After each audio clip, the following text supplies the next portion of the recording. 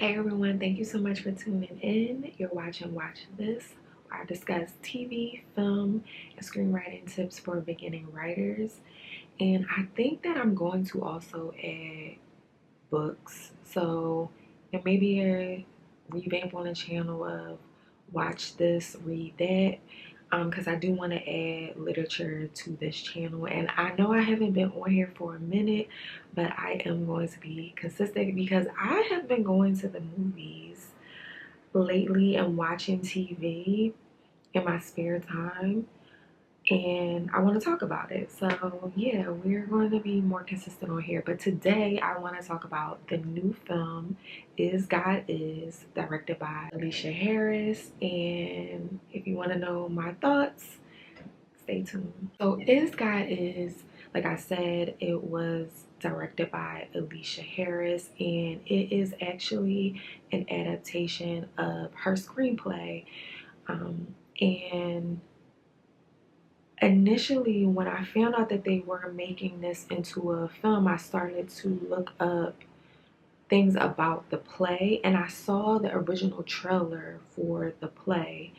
And what I thought was very interesting about that trailer is that Aleshea talked about how she really wanted to create a Western that had a protagonist and an antagonist, but of course with an all-black cast.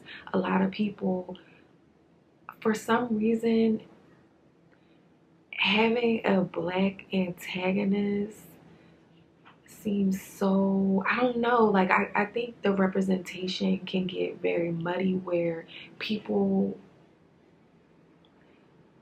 are kind of like hesitant to have a black antagonist. Of course, like we know in mainstream media there is a lack of representation, but if you have a full black cast and you are having something that is like this, that is labeled a modern Western epic quest story, you're going to need a true antagonist. And she wanted to display that, and also violence and revenge. Like she really wanted to like really dig deep on that, and generational trauma. So I thought that was very interesting. I was like, oh, I can't wait to see this. So coming off, like I said, the premise of this film, wait, let me, before I get into that, I did miss, I don't know how much I missed, but I missed, I believe, the opening scene. When I came in the theater for this film, it was actually when Racine and Anaya was traveling to see their mother. So I don't know how much I missed. Now, I still wanted to come on here and go over what I saw and what I liked about the film and just things that I had questions about. So I have to say, like, I did miss a little bit of the film. I don't know how much I missed, but I felt like when I got in the theater, it started to get right into like seeing their mother. So I have to say that because child, LA is very, I was on time, but I needed to get my snacks. And when I tell you LA, one thing about LA, they're going to take their time. They are going to take their time. But anyway, so like I said, I would overall label this film as a modern Southern Western that is very black, very heavy, put on revenge. Trigger warning, there is violence in this film. There is abuse shown in this film. But it is a true visual of a modern day Western with Southern elements, and it is black as hell. But anyway, when I came on, like I said, we get to see Bernice and Anaya, and they are on their way to meet their mother. And right away, I noticed Anaya stating that her name was spelled wrong. when there was a sign on the door. And I'm not going to give too many spoilers, but that was something that I noticed right away, and I was like, what is up with that? Which I'll go into later. But what I liked about the film overall, I like I don't want to say like, I love the humor. The humor on this film was very good, and it really helped balance out the film because, like I said, trigger warning, this film does have a lot of violence. It can get gory really quick. So there was comedic relief, and then we would see some type of violence and comedic relief and tenderness, arguments, things in that nature. I loved it. It was so very black. Like just seeing the women braiding Ruby's hair, which was Vivica Fox's character. Um, she was Ruby the God, and then Bernice was Cara Young, and then Naya was Mallory Johnson. And just seeing the women braiding Ruby's hair and just even their comedic relief was just very much, I felt like all of the characters in this film, it was intentionally done that they weren't just seen as extras. They really had a role. They had some type of impression on us as the viewer, and I really loved it. I feel like every aspect of the characters were used. There weren't any just extras. I felt like they did a great example of, I'm going to use every piece of everything that's in this movie is going to be a staple that is needed to be seen, and I really felt that way. From there, even when they went to the flashback, the black and white scene of what happened to Ruby, it was very intense, beautifully shot, and we really got to see the horror of the incident that happened to her. What else did I like? I also really love like the unspoken conversations that were had in this film. And I feel like not only because they were twins they were able to do this, but I feel like black people and specifically, especially black women, we can be, and this is so crazy because I was watching an interview with Tiffany Cross on her new book, and she was just talking about like black women, we have this connection where we can speak to each other without speaking to each other, and I thought that was so true, and I loved how they implemented that into the film. So I love that aspect. I love how the film was shot, and I also loved how there was also a quest of these two women trying to find out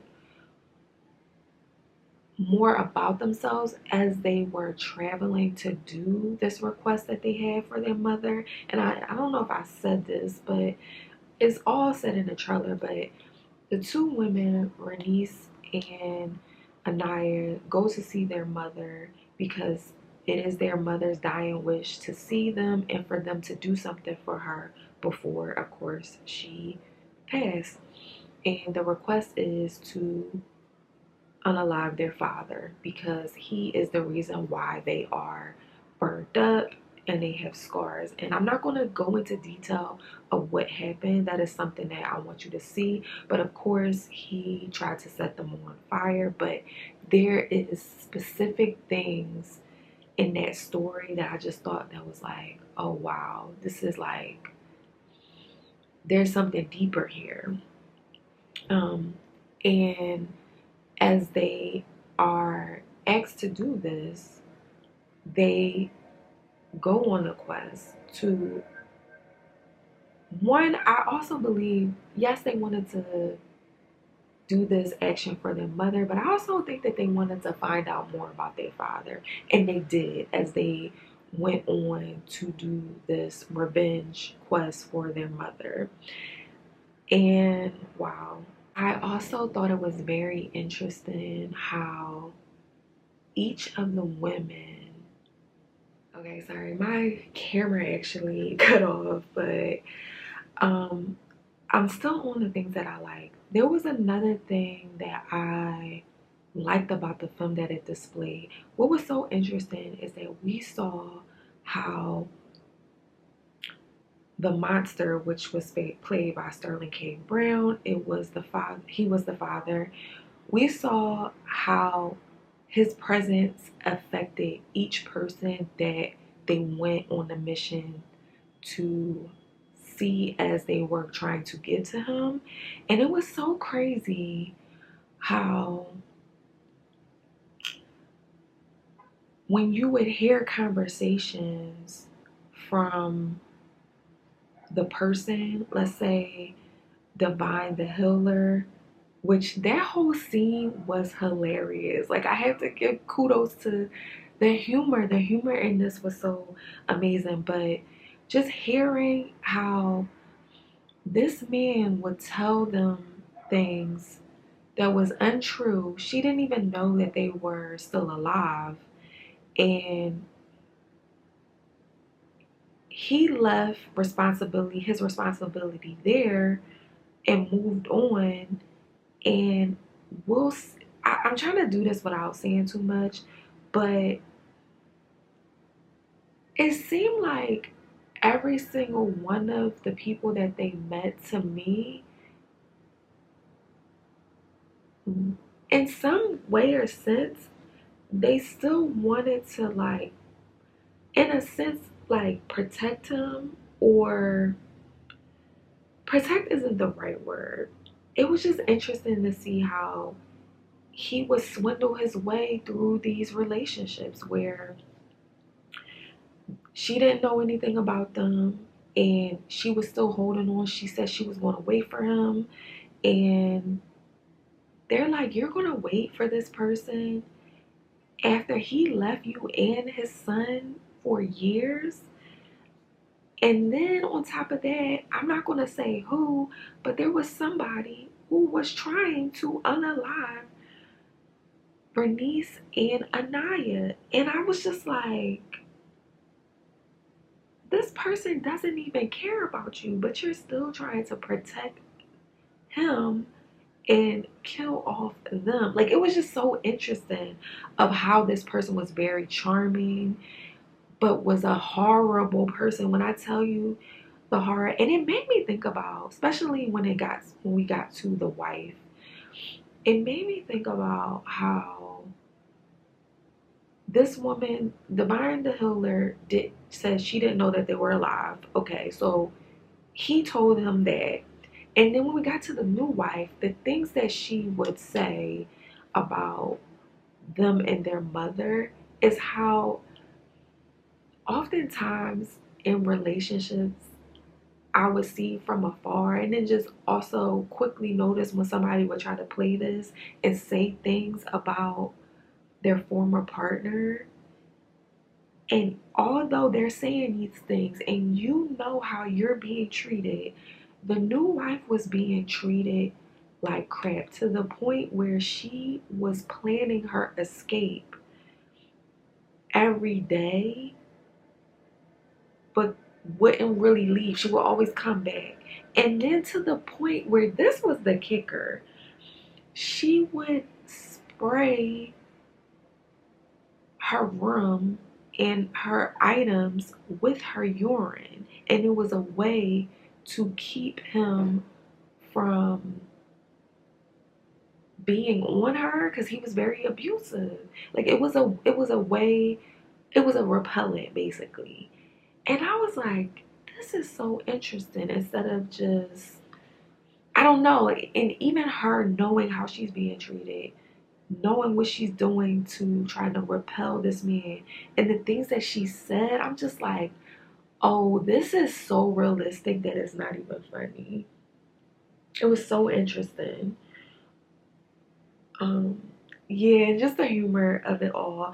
One thing I will say, and then, oh my God, when we get to the house of, I'm trying not to say a lot of stuff, but I just really enjoyed the pacing of the film.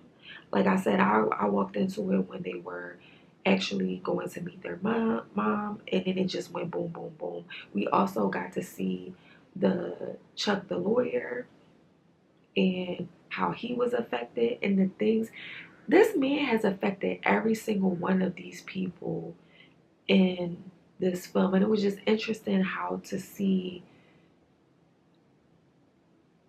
their response to him. It was so interesting.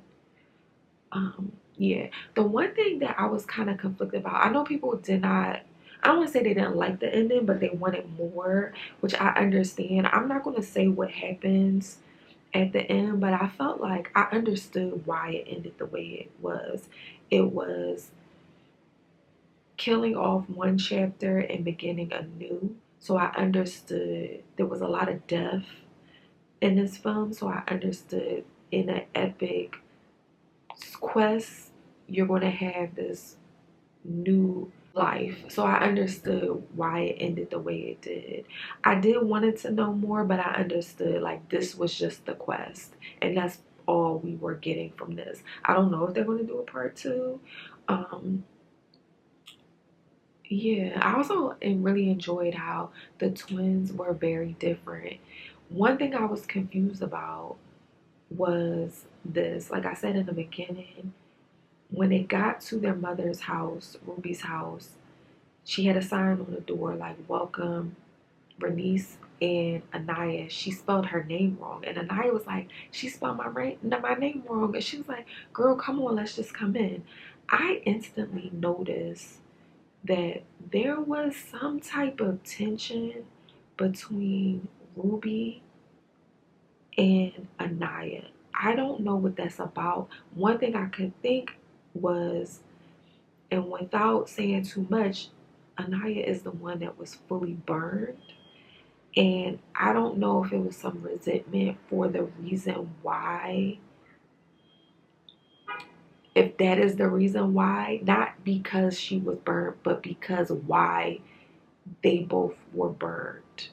In the sense of I'm just going to say it, she was trying to save her mother. And I wonder if there was some resentment that she wished that she didn't do that, because I could clearly see that there was some, like, she loved her kids, but also it felt like she was more loving and accepting to Bernice, but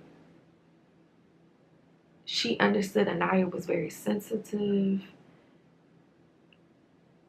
And I don't know if it was that, because Bernice was the rough one, Anaya was the quiet one, and I can't tell if she just was, or if she was just like, this is the way she treated her two kids, or if it had something to do with the reason why they were burnt, and she kind of resented her daughter for trying to save her. That's the only thing that I could think of. But yeah, I noticed that, and I wonder what that was about. Um, yeah, but again, like I said, I really enjoyed the film. Um, I highly recommend it. I'm actually going to see it again because, like I told you, I missed the first. I don't know how much I missed, but I don't think I missed that much because the film was like an hour, so a little over an hour, I think. So I don't think I was there any like less. Like, I was there for the full ride, if I'm not mistaken. Also, this is what I want to say. When I heard the song, with Doechie's song Skip, when I heard that, I was like, this is the essence of this film. That is like the theme. Like, when I hear that song, I instantly was like, oh, this feels like the energy of this film. That was something else that I just was like, oh my God, the music in the film was really good. But when I heard that, I was like, oh yeah, this is, if you want to give the vibe off of what this experience feels like, that song made me kind of put me in the trance of like, yeah, I was like, this was on a T. of what this film feels like. Very black, very southern, very cool, gritty. Like it was just like, it was raw. Like it was just like a very good, that choice in song was very good. But yeah, I like the film. Let me know if you guys watched the film, if you enjoyed it, if you plan on seeing it, and let me know if you guys saw any other themes in the film that you want to discuss. Let's have an open dialogue in the comment section. All right, I will catch you on the next one. Peace.